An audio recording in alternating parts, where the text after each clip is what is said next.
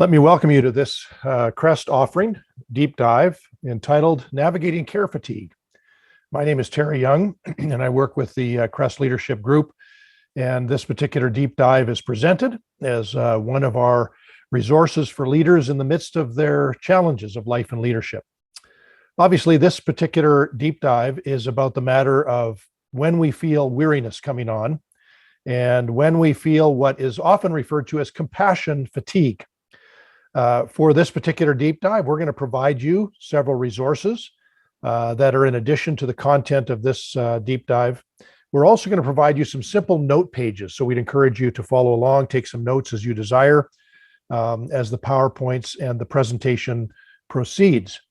This is also the kind of topic that is very valuable sharing with others, sitting around a table. If you are involved in work that involves the care of people, care fatigue is something we all experience. I remember back in my own ministry experience of having periods of time when I felt incredibly weary and tired. But it was not simply a physical weariness, it was a deeper weariness than physical. And this is where we enter the zone of compassion fatigue or care fatigue. We want to help you navigate through this particular matter of care fatigue and members of your team. And it's most valuable if you're able to process together at several points. I'm going to prompt you at those points to stop the video or take the end of each session. There's going to be 5 particular segments, brief segments of this deep dive.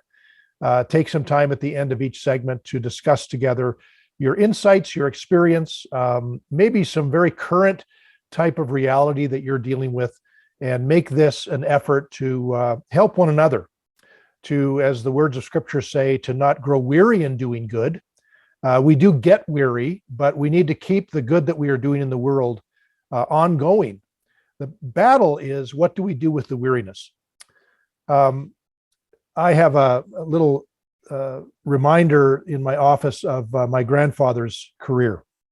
My grandfather was a coal miner in Boone, Iowa, and I have one of his coal lamps that he used. This is a very small version of the larger coal lamp that coal mine lamps that they use. They put the fuel in the bottom here, and they would light this. And this particular one was one that was a early signal of perhaps some gases in the mine.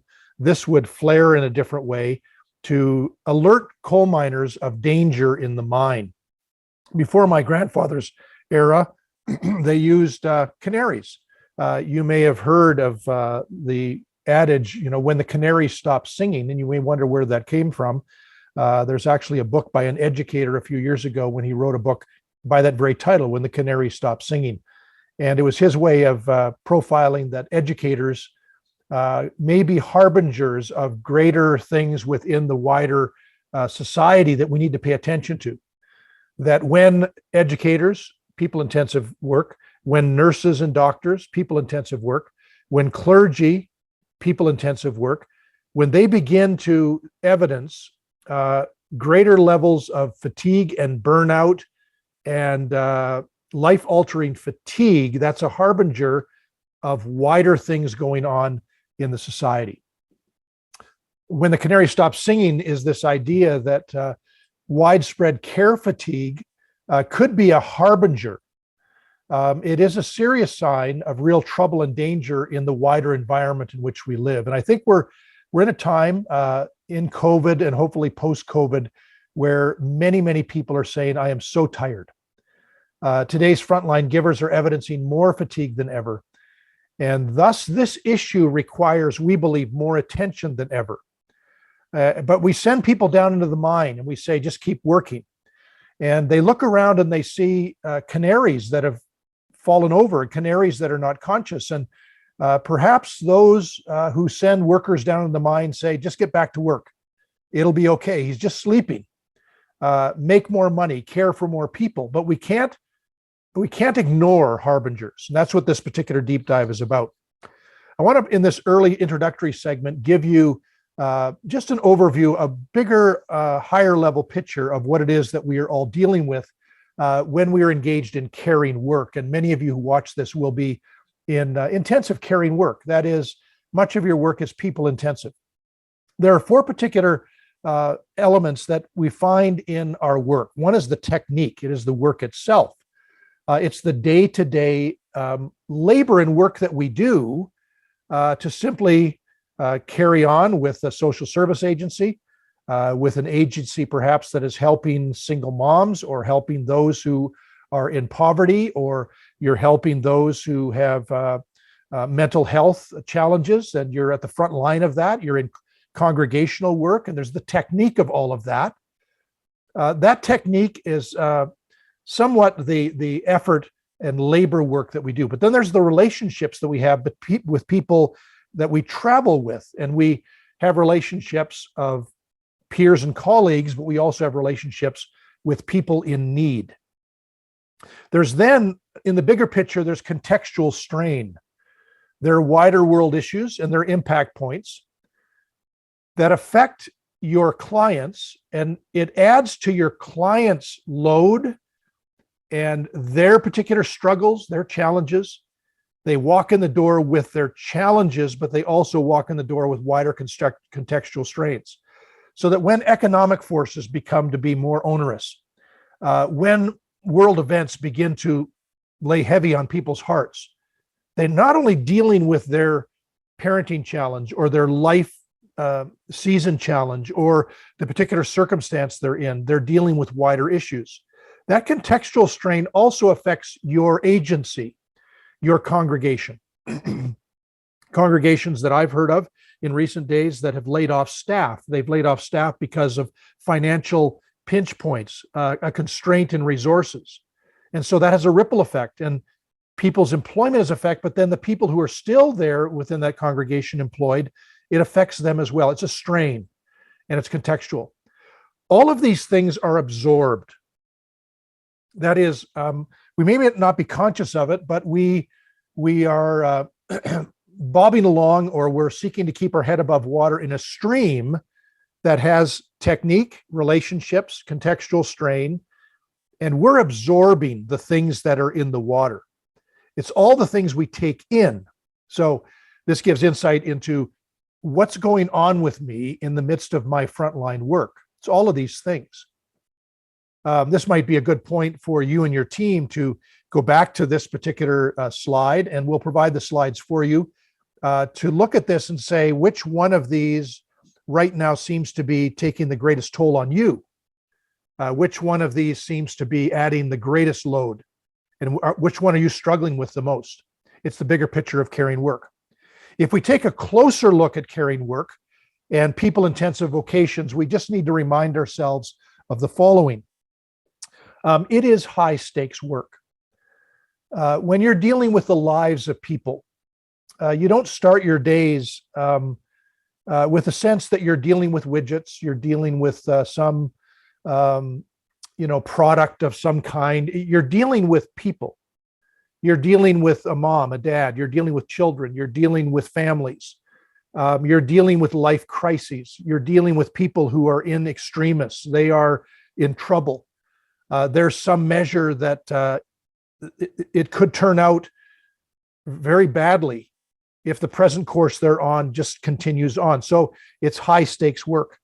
It's also complex, continuous, and it's diverse. People caring and caring work in general is similar to a triage. It is similar to an ER. You never know what's going to come in the door, and it might be simple, straightforward, but it could be very complex. It could be very puzzling, and it's diverse. It changes moment by moment, day by day.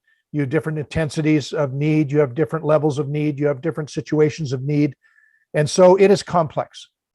The third thing about caring work is that it is punctuated by the unexpected. Sometimes you get accustomed to the type of things you deal with, and then all of a sudden, out of the blue comes something that you've not really seen before.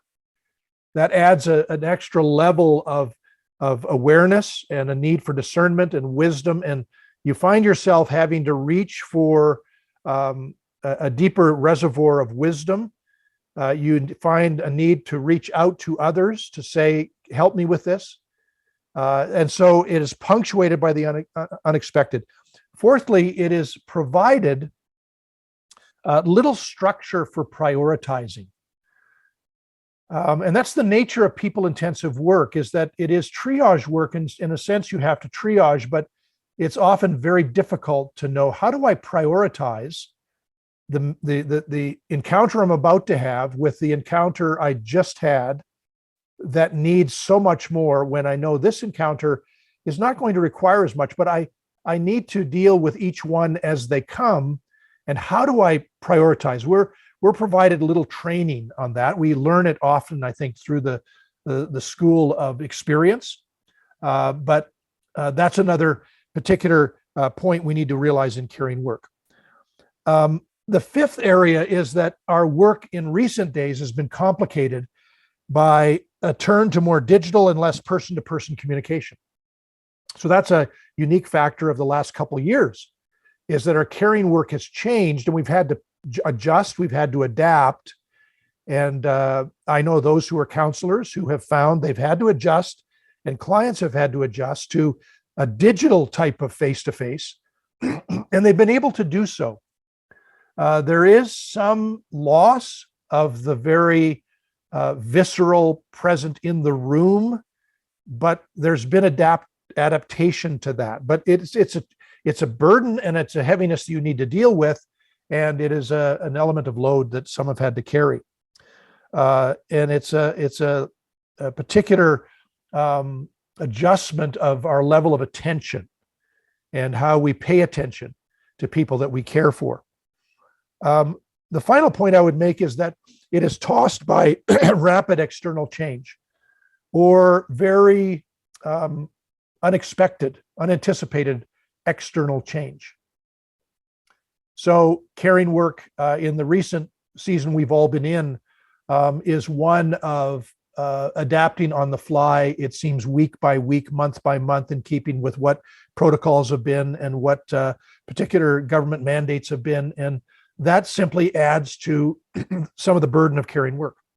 So this is session one. We want to encourage you after this session, take a bit of time, if you're in a group, to process this, talk together about which of these things you resonate with, which ones are most acute, which ones you've learned some things in your experience of how to deal with. That can be very valuable to other colleagues. It can be a way of peer mentoring and encouraging one another along the way. As we move into our second segment, we're going to then take a specific look at what is care fatigue, and what are the signs of care fatigue, and explore together the particulars of this particular challenge in our care and love and support and compassion for people in the world.